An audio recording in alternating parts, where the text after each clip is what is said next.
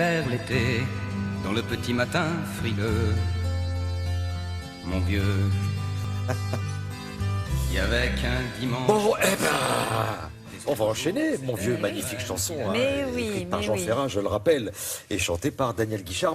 On va parler justement du vieillissement. Bonjour Brigitte. Bonjour. Le vieillissement physique et psychique. Exactement. À savoir si les deux sont liés.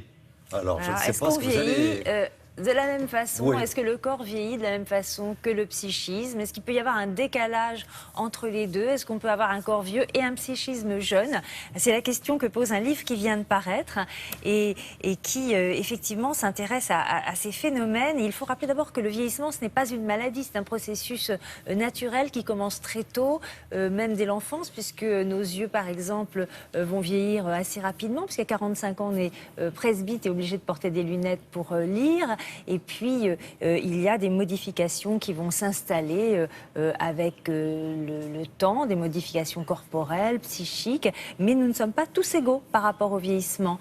Il y a des inégalités génétiques, sociales, environnementales, qu'on peut corriger en partie par une bonne hygiène de vie. Mais enfin, quand même, on ne vieillit pas tous de la même manière. Mais on est un petit peu responsable aussi, peut-être, de Voilà, notre... effectivement, on peut améliorer les choses par une bonne hygiène de vie, par de la prévention. Mais bon, tôt ou tard, il y a quand même des problèmes qui surviennent, problèmes auditifs, problèmes visuels, ostéoporose, etc. Mais est-ce que le psychisme, lui, vieillit à la même vitesse que le corps? Est-ce qu'il peut y avoir vraiment, donc on peut avoir un esprit jeune dans un corps qui vieillit? Et il y a de nombreux exemples autour de nous dans la société, que ce soit des anonymes, des personnes célèbres qui vieillissent, mais en même temps qui font énormément de choses et qui ont un psychisme très jeune. Donc comment comprendre ce phénomène? Réponse en images.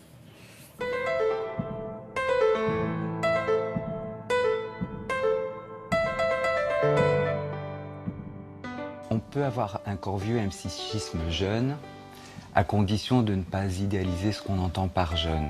C'est très important de noter ce décalage qu'il peut y avoir entre l'expérience intime de fragilité qui s'installe et une très grande vivacité de la vie affective. Il est des personnes qui vieillissent, qui, bien que limitées dans certaines activités de leur vie, demeurent absolument désireuses d'avoir une intense vie amicale, une vie affective avec les enfants, les petits-enfants, une vie amoureuse qui peut toujours exister malgré l'âge, parfois le grand âge.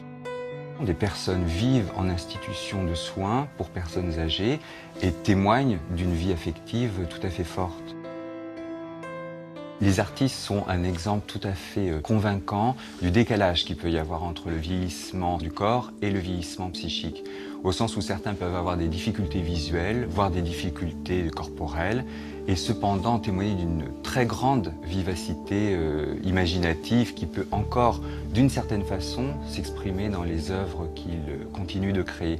On a même pu dégager chez certains d'entre eux ce qu'on appelle un style tardif, un nouveau style de création qui témoigne de cette rencontre entre la vulnérabilité liée au vieillissement et en même temps cette très grande intensité de vie psychique qui demeure.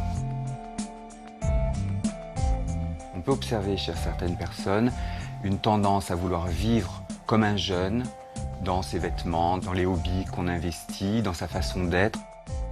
Il est très important d'être à l'écoute de ce que l'intensité chez certains, d'être toujours euphorique, de vouloir incessamment s'amuser, jouir, peut éventuellement trahir de difficultés à accepter quand même que le temps passe, qu'il y ait des choses qu'on ne vit plus comme avant et les limitations qui peuvent s'imposer au fur et à mesure de l'avancée en âge.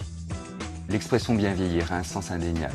Le problème, c'est quand l'idée de bien vieillir ne peut se faire qu'au prix d'occulter ce qui est difficile dans le fait de vieillir. Et pour certaines personnes, justement, cette idéologie du bien vieillir est d'une violence considérable parce qu'elle interdit l'aveu, la reconnaissance de ce qui peut être difficile dans le fait de vieillir. Oui, voilà, faire attention à ne pas tricher, quoi, à bien assumer le temps qui passe. Exactement, et de ne pas culpabiliser non plus sur ces notions de bien vieillir. La vieillesse, ça peut être aussi un moment difficile à passer.